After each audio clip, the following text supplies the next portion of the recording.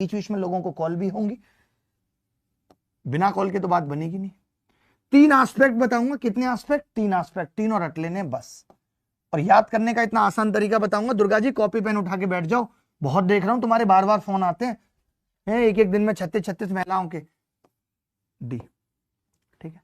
B के सामने की भुजा को बी कहते हैं, सी के सामने की भुजा को सी कहते हैं। ट्रायंगल में ये वो थ्योरम से जब मैं ज्योमेट्री पढ़ाऊंगा तो बीच में नहीं आएंगी, पहले ही बता दी मैंने, ठीक है। अच्छा, ये भुजा ए है, ए, और इस ए को हमने डिवाइड कर रखा है एम और एन, ठीक है। मैं ये कह सकता हूं यहां से m प्लस एन बराबर कह सकता हूं, ठीक है। इसका पहला एस्पेक्ट लिख रहा हूं जिसमें कुछ नहीं दिया हुआ है, सिर्फ पहला एस्पेक्ट। बहुत ध्यान से समझना, एस्पेक्ट नंबर 1 बहुत अच्छे से बताऊंगा। पहला एस्पेक्ट, एस्पेक्ट नंबर 1, ठीक है। पहला एस्पेक्ट क्या होगा? एडी का स्क्वायर, स्क्वायर से याद रखना है, एडी का स्क्वायर। एडी कैसे निकलेगी पूछी जाएगी। एडी का स्क्वायर क्या होगा? सी स्क्वायर और एन। आपको क्या करना है? इसका स्क्वायर और इंटू एन मैं लिखूंगा, सी स्क्वायर और इंटू एन प्लस, अब जैसे सी स्क्वायर इंटू एन है वैसे ही B square into N, B square into M बटे, बी स्क्वायर इंटू एम बटे, बटे क्या होगा? M plus N. आप चाहो तो ए भी लिख सकते हो, आप चाहो तो एम प्लस एन भी लिख सकते हो, बात एक ही है, ठीक है। माइनस माइनस, इसे याद कर पाना बड़ा आसान है, बड़ा आसान है। कैसे? देखो, सी स्क्वायर इंटू एन ऐसे, बी स्क्वायर इंटू एम बटे ए माइनस एम एन, ये इसका पहला एस्पेक्ट है एडी निकालने का, ठीक है भाई। ये एडी निकालने का पहला एस्पेक्ट है। अब सवाल डायरेक्ट ऐसे भी आता है और भी तरीके से आता है, वो मैं बता रहा हूं। प्रभात रंजन हमारे साथ जुड़ा हुआ है, कह रहा है तुम नफरत करना, मैं तुमसे प्यार लौटाता रहूंगा। ये तुम मुश्किल से मुश्किल 12-13 दिन तक कर पाओगे, इससे ज्यादा नहीं। अबे तुम कैसी बात करते हो प्रभात रंजन? माँ बाप जो प्यार कर रहे हैं तुम उनपे तो प्यार लुटा नहीं पा रहे हो। कैसे नहीं लुटा पा रहे हो? क्योंकि तुम्हें सिलेक्शन लेकर के अब तक उनके सामने नौकरी रख देनी चाहिए थी, उनके भी कितने सपने थे हैं? और एक लड़की के लिए क्या लिख रहा है कि तुम नफरत करने रहना तो भी मैं प्यार लुटाऊंगा। अबे इसी को कहते हैं असनीन गिरोवर का दोगलापन, समझे? देखो भाई, अगला पॉइंट, ऐसे लड़कों को जलील करता रहूंगा, डोंट वरी। सेकंड पॉइंट क्या है? सेकंड पॉइंट या सेकंड एस्पेक्ट इसका क्या है? वो ये है कि आइसोसेल्स ट्रायंगल। एक बार सारे ग्रुप्स जो हमारे हैं टेलीग्राम वगैरह, उन पे बता दीजिएगा बच्चों को कि क्लास चल रही है। बाकी और भी बच्चे जो भी आप जिस ग्रुप में भी हो आप भी बता सकते हो, ठीक है। तो आइसोसेल्स ट्रायंगल जब होगा, बट हमारा फोकस सिर्फ यही है कि हम उन लोगों को पढ़ाएं जो सच में पढ़ना चाहते हैं, क्योंकि सच में पढ़ने वालों की तादाद भी कम है, आईपीएल देखने वालों की ज्यादा है, तो उनको देखने देते हैं। एक दिन जब जिंदगी उन्हें देखेगी तो आंसू फेंकेंगे और कुछ नहीं रहेगा। जो महिला मित्र होगी वो भी किसी बैंक क्लर्क के साथ चली जाएगी, कह देगी तुम इस लायक अब बच्चे नहीं।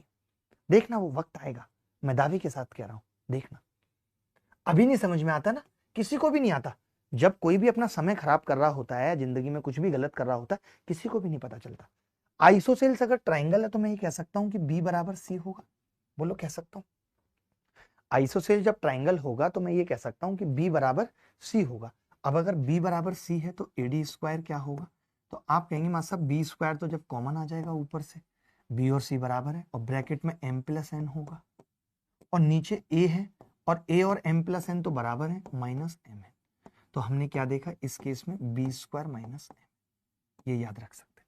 अगर आइसोसेल्स ट्राइंगल है, आइसोसेल्स ट्राइंगल का मतलब है B square minus M N. जैसा कि आप देख रहे हैं कि इस वक्त एसएससी रीजनिंग में बहुत एक्सपेरिमेंट कर रही है, बहुत एक्सपेरिमेंट रीजनिंग में कर रही है, और इसी चीज को देखते हुए हमने अभी अभी आपने देखा होगा आकाश चतुर्वेदी सर को अपने साथ जोड़ा है कि रीजनिंग के एक्सपेरिमेंट पे कैसे विजय हासिल हो। तो एसएससी अभिनय मैथ चैनल पे संपूर्ण रीजनिंग की जितनी भी मुश्किल चीजें हैं, कैलेंडर से लेकर के कुछ भी, उन सब की 5 सेकंड ट्रिक्स आ रही है, देखना ना भूलें, संडे 7 बजे शाम को। देखें, B square minus M N हो गया। अब मैं इसका थर्ड पॉइंट बता रहा हूं, बहुत मजा आएगा। इस 3 एस्पेक्ट के अलावा अगर स्टेवर्ट थ्योरम पे कभी सवाल भी आ जाए ना तो मैं मूछें मुड़वा दूं अपनी, हो ही नहीं सकता। थर्ड पॉइंट क्या है दोस्तों? कि अगर एडी एंगल बाइसेक्टर है, बहुत ध्यान से समझना है, अगर एडी क्या है? एंगल बाइसेक्टर है, ये थर्ड पॉइंट है। तो देखिए हर बच्चा जानता है, जो नहीं जानता वो भी समझ ले कि एंगल बाइसेक्टर भी अपने आप में एक थ्योरम होती है क्या होती है एंगल बाइसेक्टर थ्योरम? कि C और B का अनुपात M और N के अनुपात के बराबर होता है। ठीक है, क्लियर है बात? क्लियर है, ये बात समझ आ रही है? भाई क्या हो रहा है, ये मुझे दिख भी नहीं रहा है, मुझे तो कमेंट दिखाओ ना बच्चों के, मुझे तो वो देखना है। ठीक है, मैंने कहा कि AD एंगल बाइसेक्टर है। अगर AD एंगल बाइसेक्टर है, ओए सत्तू, तो एंगल बाइसेक्टर क्या कहता है? कि C और B का अनुपात M और N के अनुपात के बराबर होगा, ये कहता है। मैं ये कह सकता हूं C/B बराबर M/N। मैं यहां से ये कह सकता हूं कि CN बराबर MB। बोलो भाई, कह सकता हूं CN बराबर MB, कह सकता हूं, कह सकता हूं। अब अगर ऐसा मैंने कह दिया, बहुत ध्यान से समझना, तब AD² क्या होगा?